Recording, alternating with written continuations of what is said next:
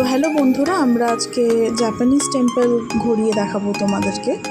এটা দার্জিলিংয়ে অবস্থিত। দার্জিলিং থেকে আমরা সাইট সিনে বেরিয়েছিলাম। তো এই মন্দিরটা, যেটা ওদের ভাষায়, নেপালিদের ভাষায় মনেস্ট্রি বা টেম্পল বলে থাকে।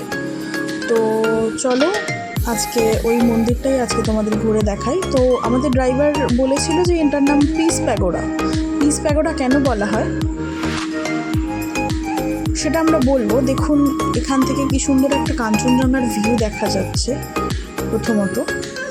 তারপর আমি বলছি পিস প্যাগোডা কেন বলা হয় এটাকে। কাঞ্চনজঙ্ঘা খুব সুন্দর একটা ভিউ, কারণ এটা অনেক উঁচুতে অবস্থিত এই মন্দিরটা। এখানে 4টে বুদ্ধদেব আছে। পিস প্যাগোডা বলার কারণ হচ্ছে এটি একটি বিশ্বের শান্তি ও ঐক্যের প্রতীক হিসেবে নির্মিত হয়েছে। এটি মূলত বৌদ্ধ সন্ন্যাসীরা দ্বারা প্রতিস্থাপিত নিপ্পনজান মায়োহোজি বলা হয় এটাকে।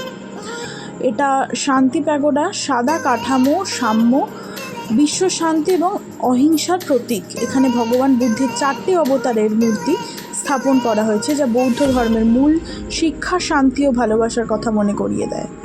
দেখে নিও এখানে কি সুন্দর পাথরের মধ্যে হচ্ছে গিয়ে কারুকার্য করা, যেখানে কিভাবে কি মানে হয়েছিল সেটা। চারদিকে 4টে বুদ্ধদেব আছে এখানে। অনেক উঁচুতেই এটা অবস্থিত। এটা সাদা কালারের, কারণ শান্তির প্রতীক আমি আগেই বললাম। দেখো পাথরের মধ্যে কত ডিজাইন করা, কত কিছু করা।